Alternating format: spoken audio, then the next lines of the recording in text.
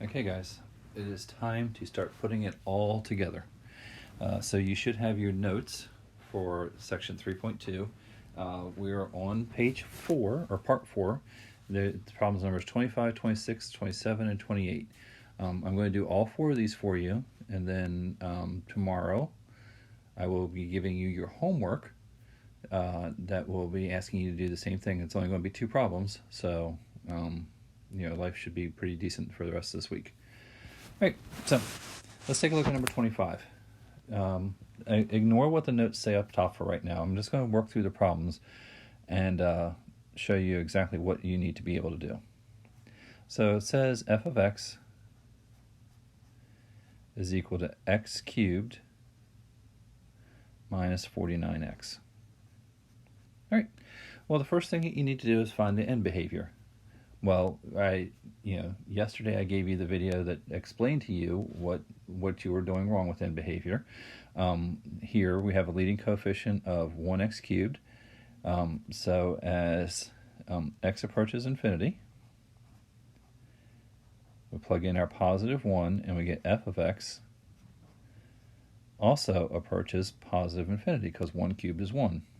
So that's positive infinity. And then as x approaches negative infinity,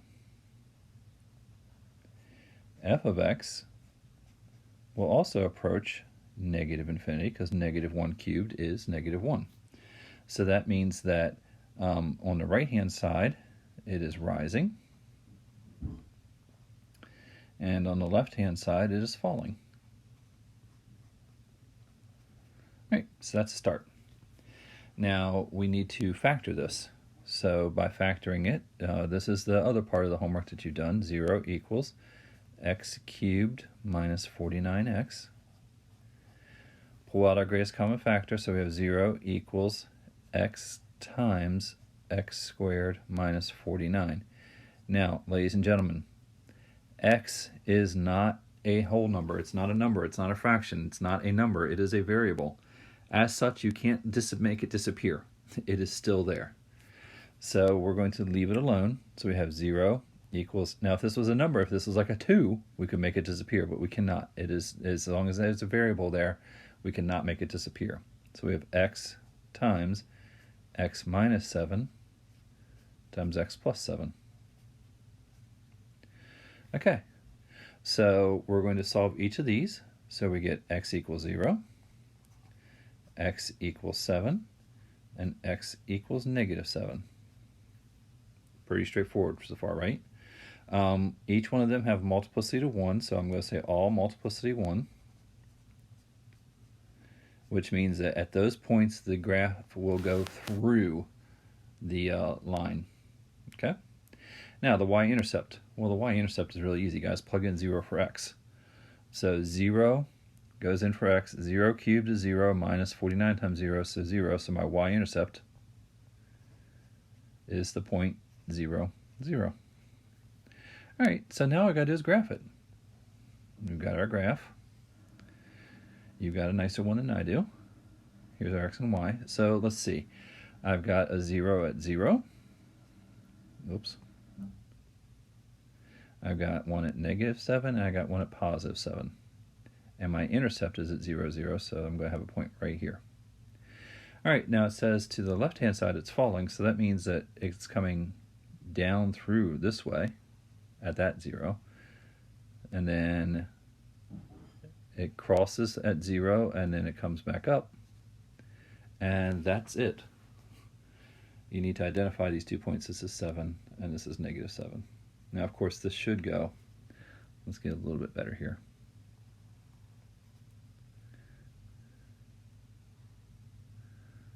Wow. I think I'm doing worse than better. All right. It should go through negative 7. But that's all there is to it. You find the zeros. You figure out how it's doing on the left-hand side. This is the furthest to the left, so that means after it's going to be going down. This is the furthest to the right. That means after it's going to be going up. And you just kind of like go through the process.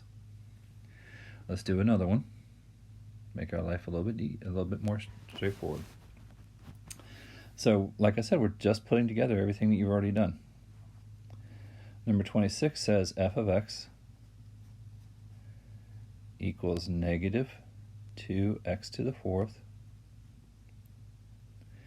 and plus 4x squared. Okay, so the end behavior. As x approaches infinity, this is plug in the 1, f of x does what? Well, 1 to the fourth is 1 times negative 2, that's negative, so that's going to be approaching negative infinity. And as x approaches negative infinity, f of x is going to approach, well, negative 1 to the fourth is positive 1 times negative 2 is negative 2. That's going to be negative infinity also. So what does that mean? That means that both the right and the left fall. Okay, so now what do? Now we factor it. We get 0 equals negative 2x to the fourth plus 4x squared. So I'm going to pull out my greatest common factor, because that's what you always do. We have negative 2x squared times x squared minus 2. You just got to be careful, guys. This isn't that bad. All right, so that means now this is not factorable any further, and neither is this. So what do? We set each factor equal to 0. So we have negative 2x squared equals 0. And we have x squared minus 2 is equal to 0. So if we solve this one, we get x squared equals 0. We get x equals plus or minus, because you have to take both, 0. Here we get x squared. This is where it actually makes much more sense. X squared equals 2. Then we get x equals plus or minus the square root of 2. Okay, plus or minus 0, that's the same thing. So this is a multiplicity of 2. This one, we have two separate zeros. We have the square root of 2, and we have negative square root of 2. So those are each multiplicity of 1. Okay, so my y-intercept, if I plug in 0, once again, I get a very straightforward 0, 0 y-intercept. So let's do my graph. Where are my zeros? My zeros are at negative root 2. Please do not make this a decimal. It's at positive root 2. And we have 0 at 0. Okay? Y-intercept is 0. Now it says both right and left is falling, so that means it's going to be coming down like this. And it's going to be coming down like this. But what happens at 0? Since it has a multiplicity of 2, it doesn't go through. What does it do? It bounces back. So this basically bounces here and comes up like that. And that's the graph. Again, I'm not looking for exact points or anything like that. I'm looking for your zeros and your y-intercept. Now, in the first two problems, the zeros and the y-intercept happen to be similar. In the next two problems, they won't be, and I'll show you what's happening here. Okay. All right. So let's go on to number 27. We have f of x equals negative x to the fourth plus 7x squared plus 18. End behavior first. As x approaches positive infinity, we get f of x approaching, let's see, 1 to the fourth is 1, negative, so that's negative infinity. As x approaches negative infinity, f of x is going to also approach negative infinity. So right and left, again, are both falling. All right, so now we factor. 0 equals negative x to the fourth plus 7x squared plus 18. All right, I'm just going to rewrite it. X to the fourth minus 7x minus 18 equals 0. Same thing, right? So now, you guys have got to start recognizing that this is factorable. X squared, 9, 2. We got minus 9 plus 2 equals 0. All right, now this x squared minus 9, well, that's just simply x minus 3 and x plus 3, because that's a difference of squares. I can't do that to this one, so I'm going to have x squared plus 2 still. Now I'm going to have 3 as one of my answers. I'm going to have negative 3. And what's going to happen here, I'm going to get x squared equals negative 2. And then that's going to give me imaginary roots. Well, if I'm graphing, I can't graph imaginary. Okay, because again, we can't take the square root of a negative number. So those roots we don't even have to worry about. They just don't exist. Okay, so what's my y-intercept? Well, this one we actually don't have a y-intercept at 0. We've got 0 plus 0 plus 18. 18. Now, guys, you're doing the labeling, you're doing the sketching. Just, I don't need perfection here. My y-intercept of 18, I'll call that 18. Now I've got two other points. I've got 3 and negative 3 that I got to put on here, and these are x-intercepts. So we'll call this negative 3. We'll call this positive 3. Again, I'm not looking for perfection. That's not to scale or anything like that, but it's all right. Now it says both of them are falling, so it should be going this way through both of them. So this is really easy. It just goes through the intercept and down, and that's it. Because these are imaginary, they don't exist. Okay, so this is our graph. Okay. Now, last but not least, number 28. We've got f of x equals x cubed plus 5x squared minus x minus 5. All right, our leading coefficient test as x approaches 0, as x approaches infinity, what does f of x do? Well, positive 1 cubed is positive, so that's going to be positive, so that's going to be positive infinity.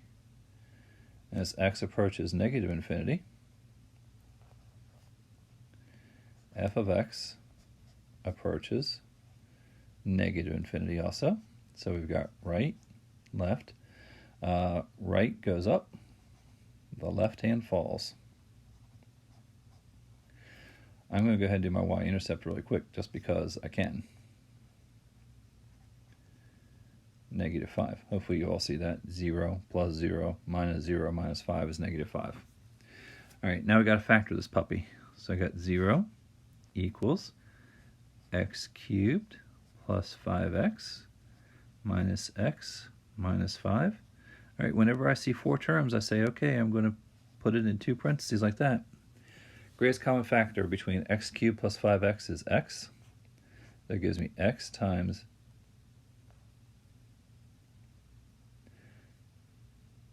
oops, that's 5x squared. Sorry. There we go. Gives me x plus 5. Now, greatest common factor between negative x and negative 5 is negative 1. And that also gives me x plus 5. That means I did something good because these two are the same. So I now have x squared minus 1 times x plus 5. And again, that all equals 0. And this is factorable to x minus 1, x plus 1, and then I have x plus 5. So I've got 1, negative 1, and negative 5 as my zeros, and they all have a multiplicity of 1. No bouncing. Well, I might have to be a little bit careful on this one. Okay. Let's see, my y-intercept is negative 5, so that's down here. Now I've got to place it 1, at negative 1, and at negative 5. Well, it says on the right hand side it's going up. So I'm going to assume that this is going like this. On the left hand side it looks like we're falling. So we'll do this. And then, guys, it's just connecting dots. It has to go through here, so it looks like it's got to go like this. Voila! All done. Graphing is really, really easy if you get some of these really important points. Okay, guys? That's it. Tomorrow I will be assigning you 2 problems. You're going to have to give me some graphs, so you're going to have to actually show me some work. You can do freeform sketches on the math thing, so we'll see how the best way for me to assign this for you is. All right, guys, have a great day.